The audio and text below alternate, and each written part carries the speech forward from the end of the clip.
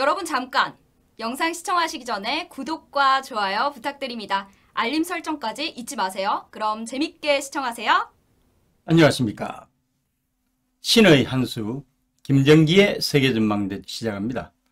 오늘 주제는 추미애 윤석열 대전 금난으로 이어지나입니다.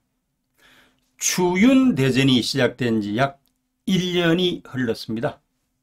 그동안 추미애 장관은 2월과 8월 두 번의 인사에서 윤석열 검찰총장의 핵심과 주변 참모들에 대해서 대학살에 가까운 인사를 단행하면서 팔다리를 꺾어놨습니다.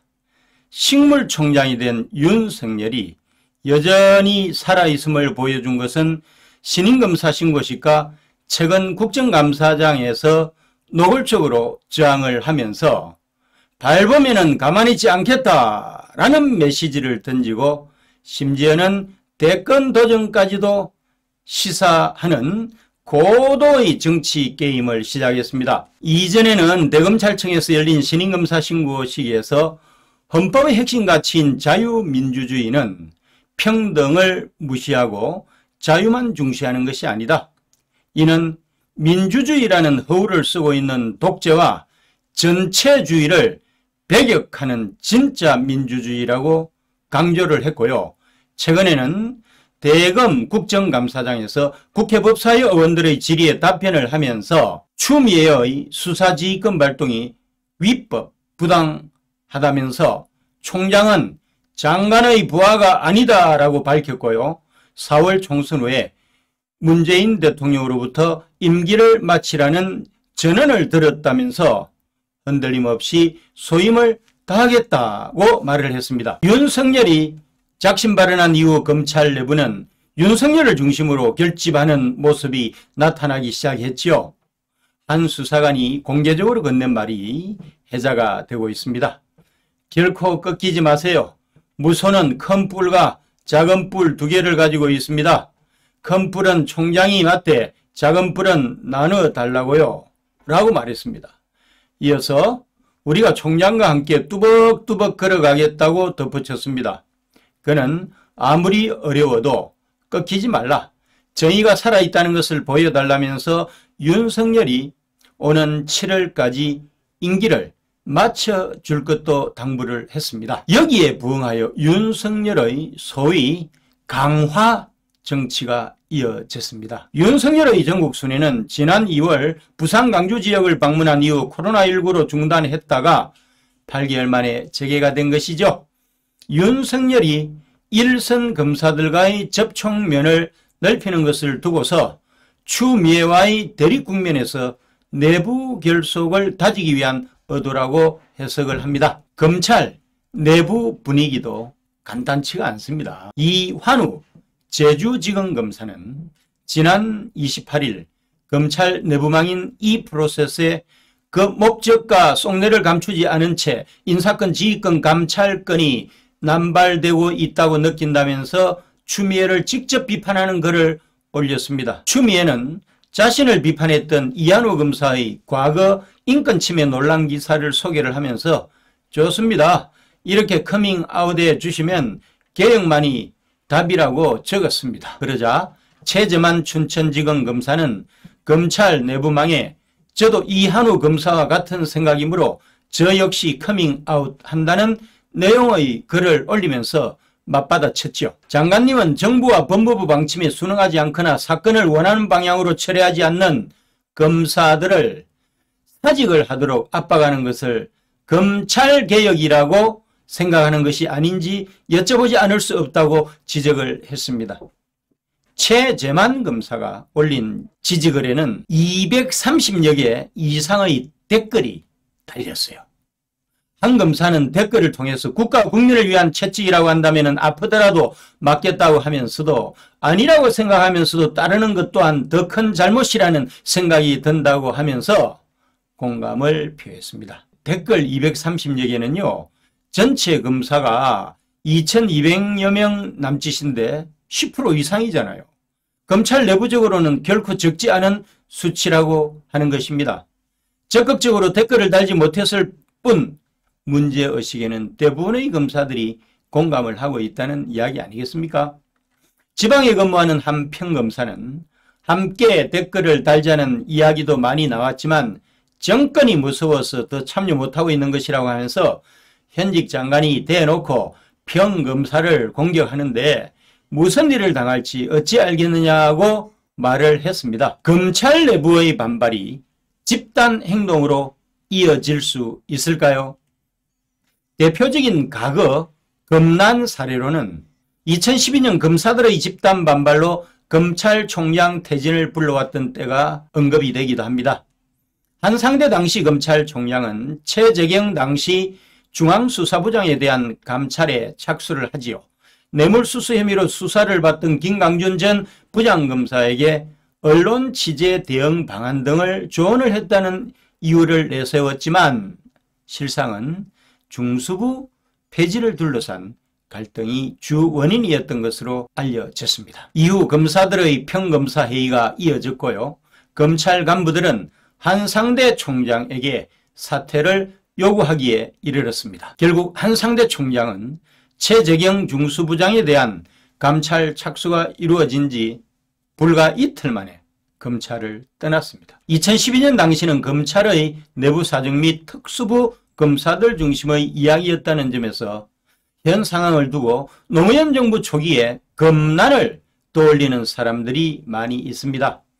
당시 노무현 전 대통령은 판사 출신으로 검찰총장보다 기수가 11기 낮은 강검실 장관을 법무부 장관으로 임명을 하는 동시에 서열을 파기한 검찰 인사도 대폭적으로 단행을 했습니다. 검사들은 사발통문을 돌리면서 조직적으로 저항했죠. 생중계된 검사와의 대화에서 검사들이 노무현 대통령에게 공개적으로 인사권을 넘기라고 요구하는 일이 벌어지기도 했습니다. 당시에 노무현 대통령은 이쯤 가면은 막 하자는 거죠 라고 하는 유명한 말을 남기기도 했습니다. 법조계 안팎에서는 과거 벌어졌던 검난이 재현되기는 어려울 것이라는 관측이 나옵니다. 달라진 검찰 내부 분위기도 한몫한다는 것이죠. 과거 검사들은 형사사법정의나 검찰의 중립성과 같은 가치를 서로 공유를 했죠.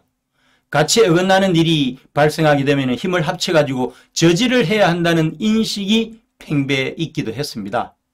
그런데 요즘 변호사 업계의 불황 등 상황의 변화로 해서 검사들이 일반직 공무원화된 측면이 일부가 있고요. 현재 검찰 조직은 각자의 이해관계에 따라서 사분오열된 모습도 보이고 있다고 하는 것이 현실이기도 합니다. 현재 나타나고 있는 검사들의 반발이 일부에 제한된다는 점도 언급이 됩니다. 전국 검사들 중에서 적어도 절반 정도는 의사표시를 해야 집단적인 반발로 볼 수 있을 것이고, 아울러 부장 이상의 간부들, 특히 검사장들이 공개적인 의사표명 없이 숨죽이고 있다는 것이 현실이기도 합니다. 앞으로 추윤 대전의 결말은 어떻게 될까요? 아마도 두 사람이 각자 자기의 길을 가게 될 것입니다. 우선 추미애는 그에게 주어진 미션, 즉 노무현과 문재인의 대를 이은 꿈인 검찰개혁, 사실상 검찰 무력화를 완수하기 위해서 물불 가리지 않을 것입니다. 아마도 연말이 가기 전에 공수처를 출범시키고 윤석열을 사퇴시키는 작업을 전방위적으로 하게 될 것입니다. 그럼에도 늦어도 내년 1월경에는 법무장관직을 내려놓고 4월 서울시장 보궐선거에 출사표를 던질 것입니다. 과연 그가 공천을 받아서 출마를 할 수 있을까요? 현재로서는 추미애가 민주당 서울시장 후보가 될 가능성이 크다고 봅니다. 비록 DJ의 영남 출신 호남 며느리로 정계에 데뷔를 해가지고 노무현의 탄핵에 앞장선 원죄가 있다고는 하지만 문재인은 그에게 이미 2번의 기회를 준 것입니다. 즉 살리는 카드라는 거죠. 2016년 민주당 당대표에 선출되었다고 하는 것은 유력한 대권주자로서 당을 장악하고 있던 문재인의 암묵적인 지지가 없었다고 한다면 불가능한 일이었으니까요. 사실상 문재인이 추미애를 당대표에 지명한 것이나 다름없다는 이야기입니다. 당대표로서 추미애가 문재인을 대통령 만들고 이내 치러진 지방선거에서 압도적인 승리를 해서 문재인의 기대를 저버리지 않았습니다. 또한 연장선상에서 그를 법무부 장관에 임명을 한 사람도 문재인이 아니던가요? 법무부 장관으로서도 추미애가 국민 밉상 등극을 하면서도 검찰개혁을 거의 완수해서 상당한 인정을 받았습니다. 당연히 60만 대군으로 상징되는 친노 문파 부대도 그들끼리 리그에서는 힘든 일을 성공적으로 완수해준 추미애에게 광적인 지지를 보내는 게 현실이지 않겠습니까? 그들 생각으로는 콘크리트 지지층 40%에다가 10%만 더하면 이길 것을 결국 추미애 서울시장 나가면은 이긴다고 보는 거죠. 그래서 추미애를 용도 폐기보다는 살려서 활용을 하려고 할 것이다. 다만 여론조사 결과가 추미애의 본선 경쟁력이 현저하게 떨어지는 것으로 나올 때 정세균 총리와 같은 제3의 인물을 수혈하는 그런 예외적인 경우를 제외하고서는 문재인과 문파는 든든한 동맹군 추미애를 선택할 거라고 봅니다. 다음으로 윤석열은 내년 7월까지 끝까지 버티려고 할 것입니다. 물론 민주당은 윤석열이 대권주자가 될 수도 있다는 점을 감안해서 다소 무리수를 두더라도 올해 안에는 반드시 그를 검찰총장직에서 사퇴시키려고 할 것입니다. 그래야 인기 거품이 빠지면서 시작을 못하게 하거나 중도에 사퇴하도록 할 수 있는 것이죠. 대선을 이야기하는 것입니다. 7월까지 버티도록 내버려 두면은 범야권의 메시아로 등극을 해서 인기의 상승 곡선을 유지를 하면서 2022년 대선에서 돌풍을 일으킬 수도 있다는 판단을 하기 때문입니다. 여론조사만 봐도 단연 범보수 진영 1위로 부상을 했습니다.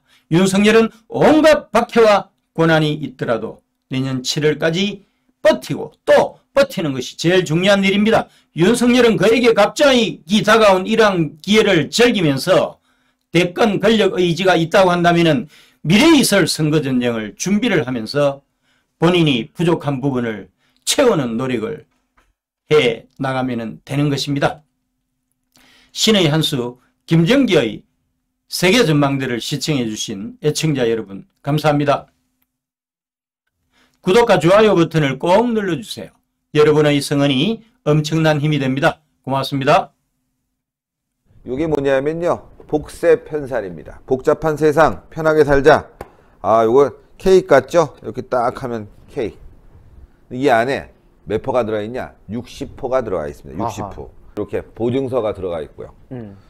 그리고 요게 세 박스인데 뒤에 딱 열면 또 하나가 있죠. 그래서 60포가 들어가 있습니다. 근데 이게 뭐냐? 이 한 포 한 포가요, 큰 거를 농축한 겁니다. 그래서 굉장히 걸쭉하게 들어가 있는데 젊은 분들 되게 좋아해요. 일단 케이스가 멋있지 않습니까? 그리고 안에가 간편하게 돼 있습니다. 그래서 건강 지키실 수 있을 때 지켜야 됩니다. 자, 우리 유채링이 어제도 네, 먹었지만 고맙습니다. 하나. 자, 이게 복세편살이요. 여러분들께서 늘 저희가 광고해드렸지만은 구전녹용의 엑기스 버전입니다. 여러분들께서 저희 흔히 광고로 말씀드렸던 그 구전녹용 구전녹용 이런 거 있지 않습니까? 그 한 포를 여기에 담아냈다. 얼마나 껄쭉한지 잘 안 떨어져요. 이렇게 해도. 그만큼 농축되어 있는 이 녹용 성분, 그리고 무엇보다도 이 녹용이 어느 녹용이냐? 러시아 알타이고화국 아바이스크 녹용, 중앙아시아 쪽에 위치하고 있는데요. 그곳에서 정말 혹한의 시베리아 추위를 견뎌낸, 그래서 밀도감이 매우 훌륭한 러시아산 원용, 아바이스크산 원용을 이용해서 만들어낸 것이 바로 이 구전녹용 복세편살이라는 거. 때문에 이 녹용을 즐기시면은 여러분들의 건강에 있어서 조금이나마 도움이 될 수 있지 않을까라는 점을 거듭 강조드린 건데요. 물론 저희 신한수가 소개해드리는 이 구전녹용 관련 제품들은 모두 의약품이 아니라 시청자 여러분들의 건강을 보조해드리는 건강보조식품이지만은 아주 그래도 몸에 이로운 성분들이 많이 있으니까요. 참고하셔서 함께 해주시면 좋을 것 같습니다. 예. 자, 농축된 액을 드시는데요. 원래 가격이 28만 8천 원입니다. 근데 30%를 딱 쳐갖고 말이죠. 가격이 얼마냐? 19만 8천 원인데 010 9798-8811 9798-8811로 지금 문자 주시면은 주문을 받을 수가 있습니다.